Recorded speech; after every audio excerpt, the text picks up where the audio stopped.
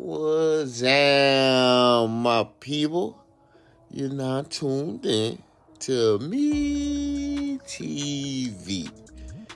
Now, we gonna bring you all the stories about the stories that we need to bring you stories about. You feel me?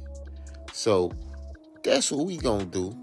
Some stories might be good, some stories might be tragic, but hey man, that's how these stories go. I don't make it up. Now we getting into it. You feel me? So look man, bang the like button. Bang that subscribe button. You see them on the screen. Yeah, them right there. Hit the like and subscribe, man. Hit that right there. Now we about to get started with our was in the story. courtroom today, as she has been for the legal proceedings pursuing justice in her daughter's death. The details have been difficult for any parent to hear. I sat down exclusively tonight with Gail Maddox-Trotter, who had her pastor John Cook with her for support, to go beyond the headlines and learn about the daughter taken from her. She was full of life, and she loved her family. She had just begun getting real close to her cousins, and she was my baby, you know. And she had a baby and didn't deserve what happened to her. What happened to Mahogany Jackson is unspeakable. Kidnapped, assaulted, and murdered at 20 years old. A text message from Mahogany is one of the first signs that her mom says she got that something was wrong. She was on the road traveling at the time. She sent me a text message, and it said that she was being held hostage in apartment 3. Do not call. Send the police. Hurry. In our interview, she talked about the timeline for police to arrive at that location and what was going through her mind. Because in your heart, you know something's not right. I knew something was wrong with my child. Let me tell you something. Mahogany is not the type of person, she's tough. Let me tell you, she's tough. She's not the type of person that's gonna call for help if she does not need it. She was afraid. And I know that because that's my child. You see, so far 8 people have been arrested. 1 child. 1 20-year-old, but she weighed like 115 pounds. You know, she was a tough cookie, but she couldn't handle that, and she was terrified. According to Birmingham police, the 8 people charged in the death of Mahogany Jackson are all acquaintances. When you got that call that she had been found, who called you? Okay, I was sitting on the couch. It was like 1 something in the morning. So, and I just got done praying because I knew she was gone. I knew it, I felt it. And I said, Lord, please just make them tell me where my child is. I think earlier I had posted that on Facebook, but I just really prayed really, really hard.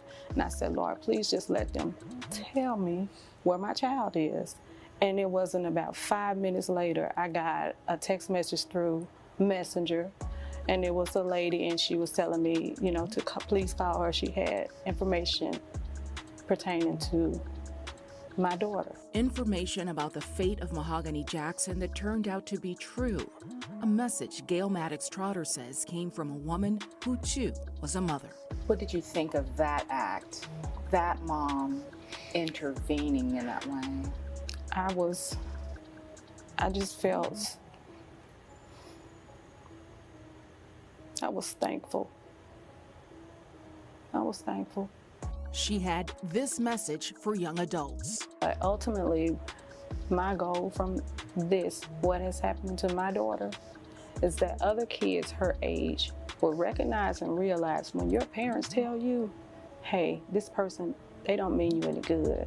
They don't have your best interest at hand. Leave this person. Take heed and listen, because this is something that could happen to you. And I'll be sharing much more from my interview with Gail Maddox Trotter in the coming days. The Woodson Center's Voices of Black Mothers United were also in court today with Gail Maddox Trotter. They've started a fund to help raise Mahogany's 3-year-old daughter that the public can donate to. It's at a SIPCO credit union, and there's just a phone number for you to call to let them know what you are donating money for her 3-year-old daughter. The number to call, 205-328-4371. Yo, you already know I'm back with another one with Me TV 1.0. If you're new to the channel, show me some love and hit that sub. And if you're returning, man, like and share. If you care, you already know, man. Let me know where you tuned in from. Let me know where you watching from. Let me know something. You hear me? Drop down in the comments and let me know. I appreciate it. Every view, every like, every sub. You heard me? Link to the Cash App is in the description for anybody who want to show love. But anyway, we ain't gonna hold you no longer. We got a sad and crazy, wild story, man. This is what I would like to say before I get into the story, man. Nowadays, you have to be more vigilant of who you call your friends. Nowadays, you have to be more vigilant of who you have around you and who knows your personal business. Because more and more nowadays, you see people so-called backdooring, double-crossing the people that they call friends. Today, we got a very tragic story out of Alabama, and this is of Mahogany Jackson. Most of y'all have been heard this story, listening to this story, watching this story. And for those of y'all who don't know about this story, this is a very tragic story. We have a 20-year-old mother, Alabama mother, Mahogany Jackson. She went to a so-called party with these acquaintances. It's 6 to 8 acquaintances that she was known to be around and known her. But these individuals wasn't as what she thought, you know what I'm saying, or wasn't what it may seem. So it was an altercation that went down. The situation where some stolen property was stolen. Some people say that she was accused of stealing it from somebody else, and also some people say she accused another guy of stealing it from her purse. So we have two different stories. We don't know which one is exactly it, but we do have some horrific details. I'll let you in on some of them without going overboard, because you know YouTube got its little restrictions, you feel me? But basically, they did actual, I need y'all to understand what I'm not trying to say. They did actual acts on this young lady. Actual acts. The men and the women did actual acts and made her do actual acts onto them. Yes. So not only did they kidnap her, not only did they hold her against her will, not only did they make her do things that she didn't want to do, but at the end of all this, she actually lost her life. She lost her life for somebody trying to double cross her or play games on her. See, and this is why I say it's very, very important that you know that you can trust these people, because back, you know, not too long ago, I'm going to say this, 25 years ago, when people had a rule, especially young women had a rule. If we go together, we leave together.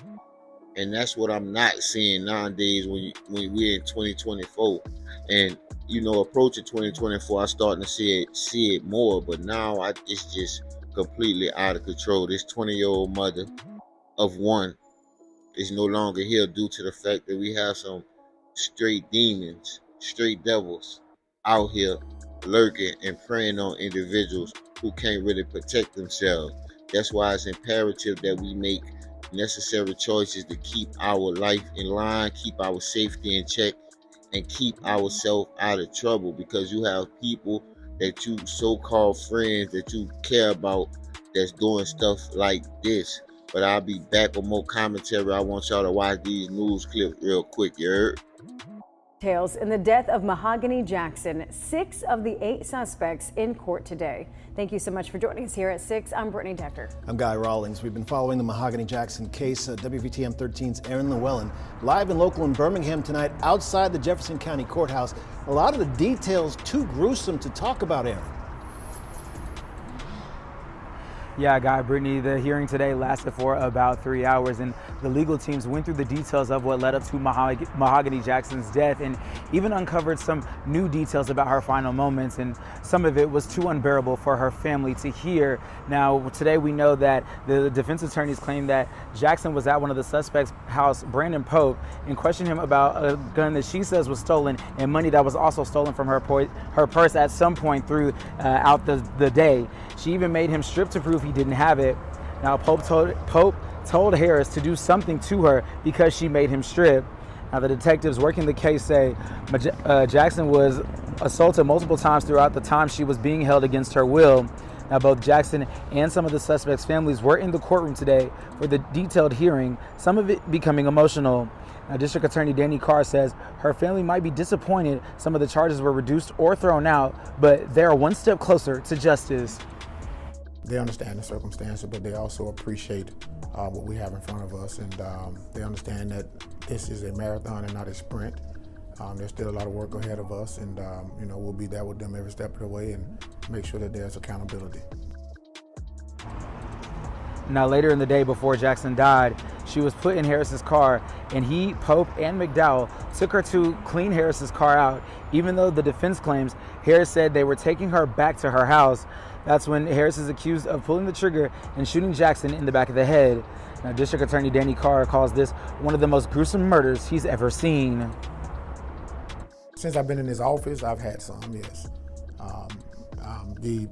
Some of y'all may be, I was young too at the time, but the Thanksgiving homicide at the Airport Inn Hotel, where 3 people were brutally murdered in the Airport Inn Hotel on Thanksgiving morning. I actually handled that case and tried it myself.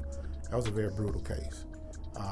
This one, unlike that one, the brutality kind of played itself out in real time because there's a video involved. Now, this case is still being investigated, so new details could emerge in the coming days. And the things that are still being investigated are rape kits and ballistic results. Now, the 2 other suspects in this case are expected to be back in court for the same hearing on Monday. For now, we're live in Birmingham. Aaron Llewellyn, WVTM 13. If you made it this far, man, show me some love and give me that sub and like and share if you care. You already know, man. I appreciate every view, man. I appreciate every like, every comment, man. I appreciate it. But let's get back to the story, you feel me? So we got Tasia Lewis, Giovanni Clapp, and Adriana Lachey, the 3 female individuals that was involved in this altercation who helped inflict some of these horrific and deplorable things upon Miss Mahogany Jackson, man. This is a crazy and wild situation that nobody should have to go through. No family should have to go through. You have to understand, like I always say, understand the collateral damage behind and that goes into this. Collateral damage meaning the family members of all these individuals that's affected. We don't know if these individuals has kids or anything like that, so it's just more than these individuals that are affected. But we have these individuals: Brandon Pope, 24, Francis Harris, who is accused of being a trigger man, and Jeremiah McDowell, 18. And this is crazy for these guys to be so young and be involved in this, with the youngest being 18 years old. This is wild, man. This shows you that these people out here are misguided, and we always talk about how it's not fair against the blacks or whatever, the judicial system, but then you see situations like this, man. This is crazy, man. But let me know what you think in the comments, man. This is a wild and crazy story. Rest in peace and condolences to the family. Much love and respect, man. If you made it this far to the end, man, I appreciate you, man. The link to the Cash App is in the description. I'll be back with some more, man. Like and share if you care.